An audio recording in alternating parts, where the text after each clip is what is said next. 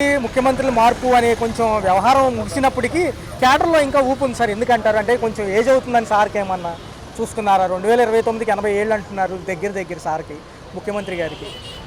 ఏదన్నా మార్చే అవకాశం ఉందంటారా, లేదా ప్రస్తుతానికి ఆగినట్టేనా? అది వాళ్ళ పర్సనల్ విషయాలండి వాళ్ళు. మరి ఎలా ఉంది సార్? 7 నెలల పాలన ఎలా ఉంది? జీరో చెప్పండి, జీరో. అసలు మీకే అర్థమవుతుందిగా.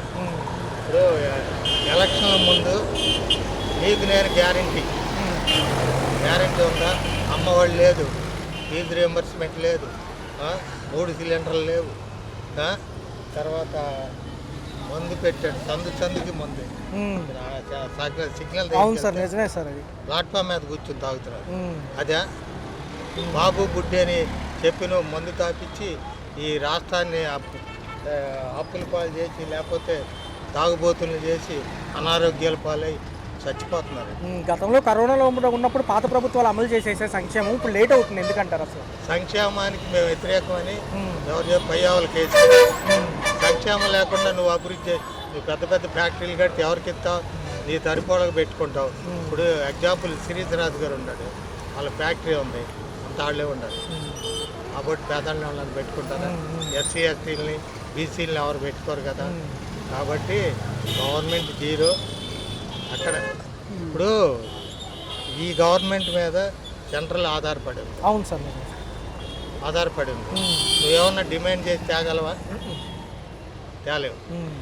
దావోస్ వెళ్ళావు, ఏమన్నా రూపాయి తెచ్చావా? లేదు సార్, వెళ్ళిన ఖర్చులు ఎక్కువైనాయి కానీ జీరో పెట్టుబడి సార్. జీరో పెట్టి అటువంటి ఇవన్నీ చెప్పాలంటే అందులో కర్ణాటక మహారాష్ట్ర బాగా తీసుకెళ్ళిపోయింది ఈసారి.